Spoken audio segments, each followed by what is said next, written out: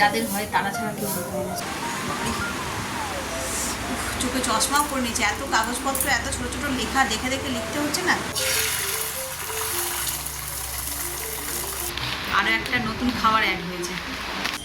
শুভ সকাল বন্ধুরা, নতুন একটা দিনেই নতুন সকালে আপনাদের সকলকে স্বাগত জানাই আমার বঙ্গকুমা চ্যানেলে। আর সোমবার, ঘড়িতে বাজে 7টা, আর সকাল সকাল দেখো সূর্যের অবস্থা।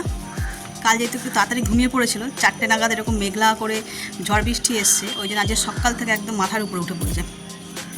তো চলো আজকে দিনটাকে আমি আমার ছাদ বাগান থেকে শুরু করছি। আর এই যে এগুলো সব গতকালকে, কিছু শুকায়নি বলে সকাল সকাল সব মেলে দিয়েছে। যা রোদের তাপ, মোটামুটি 8টা সাড়ে 8টার মধ্যে সব শুকিয়ে যায়, যেটুকুনি ভিজে আছে আর কি। আর আমি সকালবেলা ছাদে এসেছিলাম ভোরবেলায় আর কি, 5টার সময়, তখন একটু মেঘলা ছিল। তখন এসে একটা জিনিস দেখলাম, তোমরা লাউ গাছটা শুধু দেখো। এর আগে কেউ কখনো দেখেছো কি কমেন্ট করে জানিয়ে তো, ঝাউ গাছে এরকমভাবে ফল না ফুল ভগবান জানে, গাছ ভর্তি হয়ে উঠেছে। এই সাইডটা তো ঝাঁকে ঝাঁকে, আর এই সাইডটা অল্প, কিন্তু নেই যে তা নয়। অ্যাকচুয়ালি এর আগে আমি কখনো দেখিনি যে ঝাউ গাছে এইরকমভাবে ফল কিংবা ফুল ফোটে বলে। যদি মানে খাবার ফল বা ফুল হতো, মানে আনন্দের আর সীমা থাকতো না। তার কারণ একটা গাছে এত ফল ধরেছে, তো বেশ ভালো লাগছে। যে স্নোফল হলে যেরকম বরফ পড়ে না, ঝাউ গাছে তেমন লাগছে খানিকটা দেখতে। বাবারে, তো চলো নিচে যাই, রান্নাবান্না শুরু করি। কাল যেহেতু মাটন হয়েছিল, সেই জন্য আজকে একদম সিম্পল ভাবছি ডাল পোস্তই রান্না করব। তো চলো নিচে যাই, রান্নাবান্না শুরু করি। বোলতার উৎপাত গেছে, এটা মনে হচ্ছে ভিমরুল উড়ে বেড়াচ্ছে। এখন বর্ষাকাল পড়বে, এই সমস্ত পোকামাকড়গুলো একটু বেশি হবে। চলো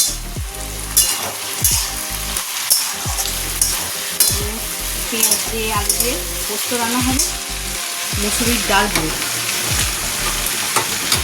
এখানে ভাত বসিয়ে দিয়েছি একসঙ্গে 3টে। ঘড়িতে বাজে 7:30, মানে 7টা।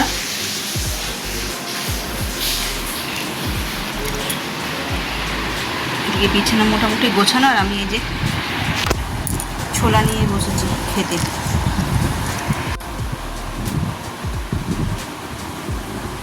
ছোলা কাটা শেষ করি, ততক্ষণে ওখানে রান্নাটাও খানিকটা এগিয়ে যাবে। রান্না করতে করতেই খাচ্ছি, একবারে বসে খাইনি। একভাবে শুধু শুধু ছোলা খাওয়া যায় না। একটু রান্না করছি, একটু বসে বসে খাচ্ছি।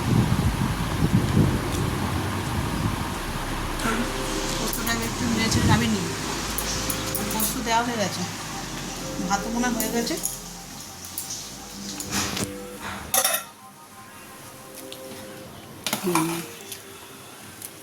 চলো আগে ফ্যানটা ঝেড়ে নিই।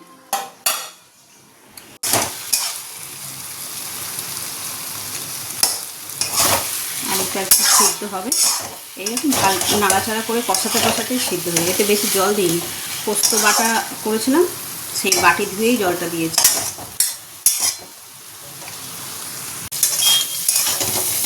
পোস্তটা নাড়িয়ে দিলাম, দিয়ে বসিয়েছি উচ্ছে ভাজা।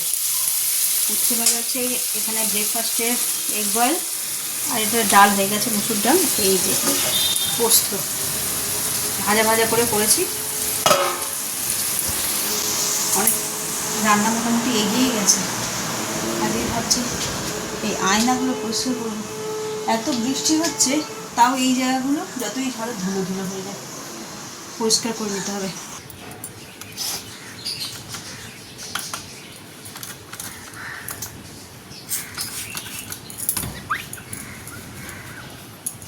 এই কাঁচটা ফুটবল খেলতে গিয়ে ভাঙলো ছেলে, এটাকে পাল্টানো হচ্ছে না, খেয়াল করে যে বেরোবো একটু।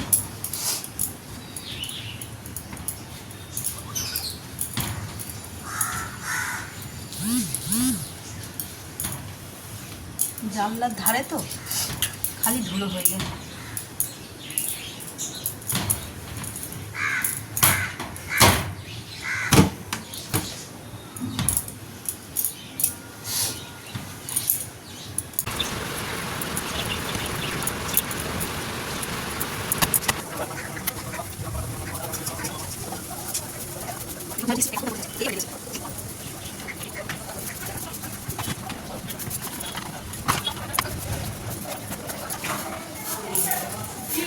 রোজ আবার পোষা করতে পারি না, আমার আবার একটু ডাস্ট অ্যালার্জি আছে।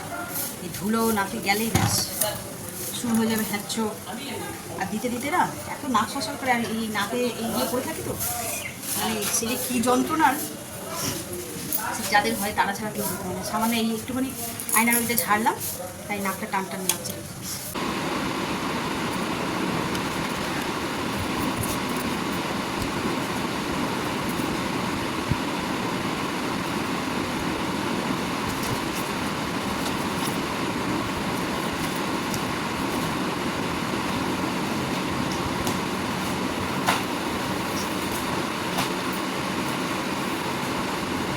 ফাইনালি কমপ্লিট হলো। সেই 12টায় বসেছি আর এখন বাজলো 1টা। এতক্ষণে গিয়ে কমপ্লিট হলো। তাও আমি একবারে এর মধ্যে ইয়ে করে নোট করে নিই, খাতার মধ্যে সব কপি করলাম, তারপরে ঠান্ডা মাথায় গিয়ে করবো। চোখে চশমাও করে নিয়েছে, এত কাগজপত্র, এত ছোটো ছোটো লেখা দেখে দেখে লিখতে হচ্ছে না। তো চলো, এখনও অনেক কাজ। রান্নাটা তো মিটিয়ে ফেলেছিলাম অনেক সকালবেলায়, কিন্তু বাকি সমস্ত কাজ পেন্ডিং আছে, সেগুলো করতে হবে। তো চলো, এখনও খাওয়া দাওয়ার সময়ও যদি হয়নি, 1টা বাজে, 1টা বাজে, আর বেশ গরম, মানে এমনি ঘেমে নিয়ে স্নান হয়ে গেল, পাখা চলছে। বসো না, কত দেরি হলো আজকে। শুধু অবশ্য শুধু নয়, ফর্মটা ফিল আপ করতে গিয়ে মাথা পুরো ঘেটে গেছে। আর আমি আবার কোথায় যাচ্ছ? আর তো শুধু নয়, ফর্মটা ফিল আপ করতে গিয়ে আজ অনেকটা দেরি হয়ে গেল, খাওয়া দাওয়ারও তো দেরি হয়েছে। আজ কি রান্না হয়েছে চলো তোমাদের সঙ্গে শেয়ার করি। রান্না বান্না তো কিছু শেয়ার করা হয়নি তোমাদের সঙ্গে, তাড়াহুড়ো থাকে সকালবেলাটায়। এই যে এটা ওর বাবার জন্য বেড়েছি, ভাত, রসুন দিয়ে পেঁয়াজ দিয়ে পোস্ত, মসুরির ডাল, উচ্ছে ভাজা, পটল ভাজা, আর এখানে আছে এগ কারি। এখানে কেটে নিয়েছি স্যালাড। সুগার যখন থেকেই ধরা পড়েছে তখন থেকেই কিন্তু শশা খাওয়া শুরু করেছে। শশা আমার এমনি ভীষণ ভালো লাগে, আগে নুন টুন দিয়ে খেতাম, এখন আর শুধুই খাই। আরও অনেকের মুখে শুনেছি যে শশা না ছাড়িয়ে খেলে নাকি আরও ভালো।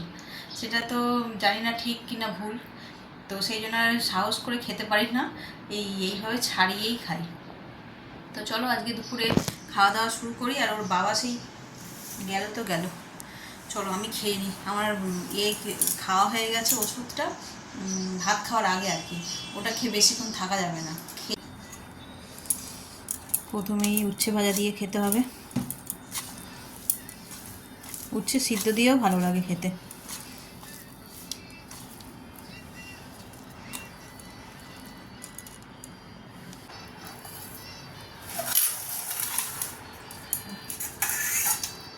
বেশ তেতো।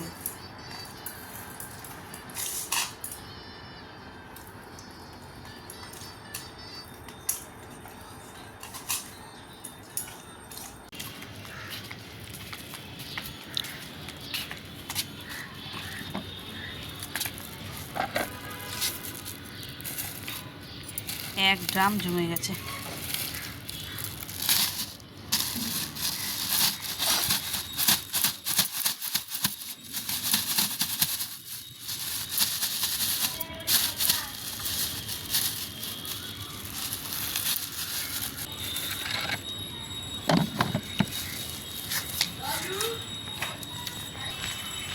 যা সবজি হয় খোসা যা বেরোয় মোটামুটি এনে এর মধ্যেই ঢেলে দেওয়া হয়, তো অনেকটাই জমেছে। আর এই গাছের সারের জন্য এর থেকে আর কোনো বিকল্প নেই। খোল পচার একরকম গন্ধ, আর এই পাতা, আর এই পাতা ঠিক নয়, আবর্জনা, সবজির খোসা, ডিমের খোসা, এই সমস্ত পচার আরও মানে কী বলবো, আর বিভৎস গন্ধ।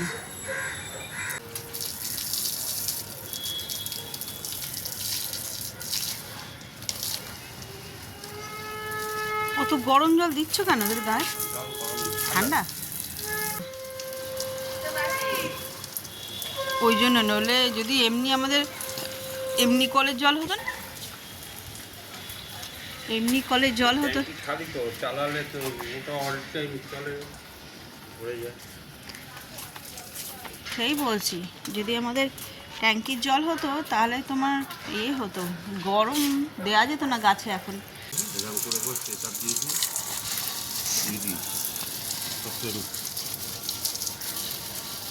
এই গাছগুলো মাটিতে হলে কত গ্রোথ হতো।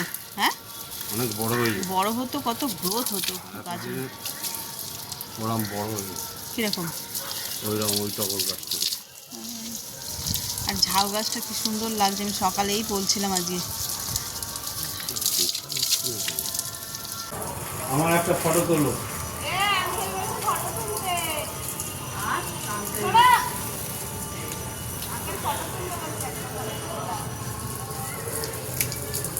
একটা ফটো তুলে দাও। পড়ে যাবে হাত দিয়ে। শোনো, এটা কিন্তু ব্যাড ম্যানার্স। তুমি এত ফোন দেখছো। হ্যাঁ, ভেরি ব্যাড ম্যানার্স। সরু তো এরকম ছিল না। হ্যাঁ, সরু তো গুড বয় ছিল। তারাও আরো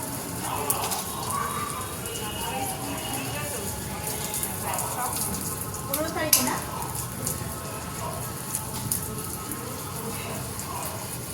সব গান পড়া কবিতা সব ভুলে গেছে একটা বগলির জন্য। হ্যাঁ, সে বগলি কাঁদছিল না, এই কাঁদছে দুটোই? না না, এই গেছে। ও কাঁদে না, ও ওইখান থেকে আসি যখন ধরতাম। ও আচ্ছা, কাঁদতে কাঁদতে বলছে, কাঁদছে কাঁদছে কাঁদছে কাঁদতে কাঁদতে সেই বাড়ি ক্লান্ত হয়ে গেছে। সেই 8টার সময় লাগলাম, পাঁচটা থেকে 8টার সময় নিয়ে দেখ ভালো হয়েছে। সময় নিয়ে বললাম তোমার নিয়ে এসে তারপর 8টায় উঠে ওই খাওয়া দাওয়া লাগলাম, সে আবার কান্না। রাত্রে 8টার কাছে উঠে বসে গেছে, বসে গেছে কাঁদে। খুব মনে লেগেছে।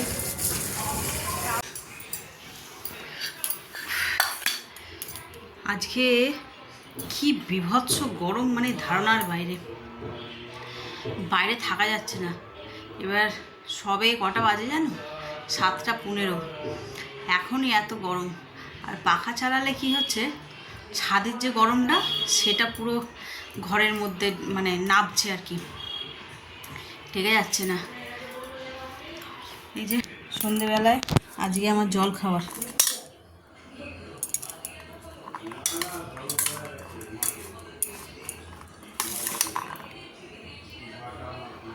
এখন এইগুলোই হচ্ছে আমার ডায়েট চার্টের মধ্যে রয়েছে। এগুলোকেই দিন কাটাতে হবে, এই টাইপ অফ ফুড। মুড়ি খেতে এত ভালোবাসতাম, মানে সন্ধেবেলায় মুড়ি ছাড়া কিছু ভাবাই যায় না। এই চারটা দিয়েও কিন্তু মুড়ি খেতেও বেশ দারুণ লাগে, কিন্তু মুড়ি খাওয়া যাবে না, শুধু এটাই খাবো। তো চলো এটাকে বসে বসে আরাম করে খাই, খেয়ে যাবো রাতের তরকারি করতে। রাতে আজকে করবো তরকা। এটা লেবু দিয়েছি আর একটুখানি ভাজা মশলা ছিল।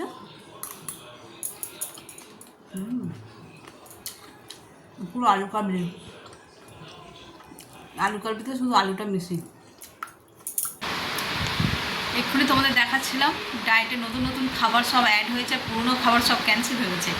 তো এই যে আরও একটা নতুন খাবার অ্যাড হয়েছে, ওটস। এটা নাকি সুগারের জন্য খুবই ভালো, নাকি না ভালো। তো দেখা যাক, অল্প অল্প করে মিলিয়ে মিশিয়ে সব খেতে হবে। সকালবেলায় ব্রেকফাস্টে ছোলা বাদাম ভেজানো এসব খাচ্ছিলাম, তারপরে ডিম সিদ্ধ, শশা, ছাতু, আবার এই ওটস, এই রকম সব মিলিয়ে মিশিয়ে খেতে হবে। রুটি বারবার খাওয়া যাবে না।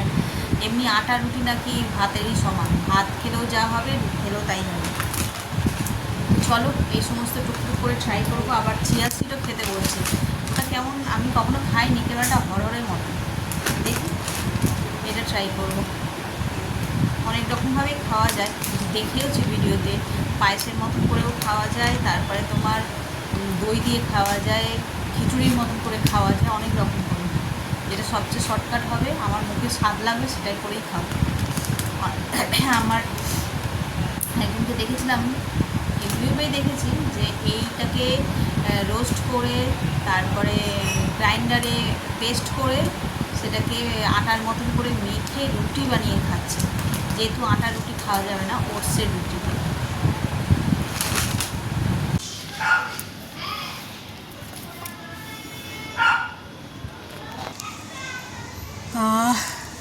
কানটা জুড়িয়েই গেল দেখো, মানে বৃষ্টির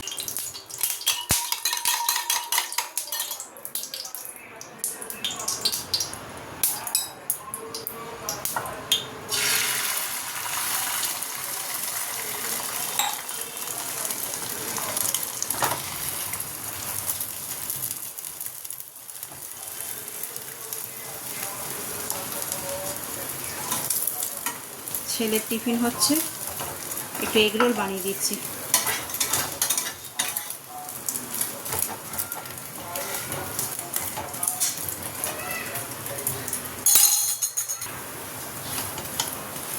এখানে দুটো হয়ে গেছে আর এই একটা।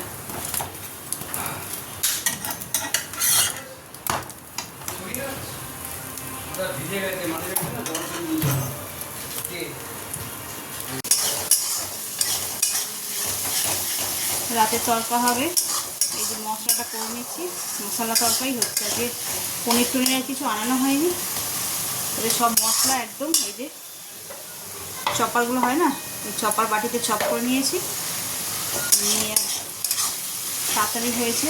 এখানে প্রেসার কুকারে ডালটাও সিদ্ধ হয়ে গেছে, মশলাটা ভালো করে কষিয়ে নিয়ে আর দিয়ে দেবো। পরে আর আমার সে বিধ্বস্ত অবস্থা, 2 মিনিটের জন্য ঝড় হয়েছে, গুনে গুনে 2 মিনিট, মানে 2.5 মিনিটও হবে না, 2 মিনিটের জন্য হাওয়াটা দিল, দিয়ে ব্যাস স্টপ, এসেছি ব্যাস বন্ধ, আর হচ্ছে না। এই গরমের মধ্যে আর পেরে হচ্ছে না, এখনও গা ধুতে পারছি না। যাবো একটুখানি হাঁটতে, রোজ দুবেলা হাঁটি, এই রাতের হাঁটাটা, বিকেলের হাঁটাটা, এত ছাদটা গরম থাকে না, খালি পায়ে হাঁটা যায় না, ওই জন্য রাতের দিকে যাই, ছাদটা একটুখানি ঠান্ডা হয়ে যায় তখন খালি পায়ে হাঁটি। চলো যে করে নিই, হেঁটে এসে তারপরে একদম ফাইনালি গা পা ধুয়ে রেডি ফ্রেশ হবো।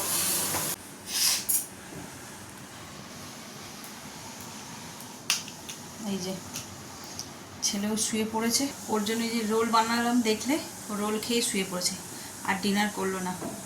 অবশ্য অনেক রাত্রি করেই হয়েছে, তখন কটা 9:30 বাজে তখন খেয়েছে, ওই জন্য আর খেলো না। আমরাও খাওয়া দাওয়া মিটে গেছে, আজকে তো একদম তরকা, রুটি, দই আর গাছ পাকা আম। আমি খাইনি, ওরা সব খেয়েছে। ভাই আজকে নিয়ে এসছে বেশ 5-6খানা গাছ পাকা আম। গাছ পাকা আম এবারে অনেক এলো, বাজার থেকে যে গাছ পাকা আমগুলো আসে সেইগুলো না, সেই ভিতরটা কেমন নষ্ট নষ্ট হয়ে যায়, উপরটা শক্ত ভিতরটা নরম। আর এবারে হয়েছে কালেকশন হয়েছে বাড়ি থেকে, জেঠিমার বাড়ি যে নতুন গাছ আছে সেখানে এবছর প্রথম আম হয়েছে, সেখান থেকে 2টো দিয়েছে। আমার জামাইবাবু কোনো বন্ধুর বাড়ির থেকে আম পেড়েছিল, সেখান থেকে বেশ 5টা মতন আম দিয়েছিল। আম কাঁঠাল সব নিয়ে এসেছিলো। তারপরে আর কে যেন দিল, আজকে ভাই আবার 4-5টা নিয়ে এসেছে। তো ওই আমগুলো না যেহেতু গাছ থেকে একদম পেড়ে দেওয়া হয়, একদম শক্ত, দেখে মনে হয় যেন কাঁচা, মানে টিপলে মনে হবে যেন কাঁচা, কিন্তু যখন ছাড়িয়ে খায় বেশ সুন্দর, মানে একটু কচকচ করে, কিন্তু কি মিষ্টি। ওরা খাচ্ছে তো আর বলছে, সবাই শুনছি আমি, তাই বলছি গাছ পাকা আম সত্যি গাছ পাকা আমের মতন আম আর হয় না। হিমসাগরটা মিষ্টি হয়, কিন্তু এই গাছ পাকা আমের যে একটা শক্তর মধ্যে মিষ্টি ভাব, ওটা বেশ ভালো লাগে।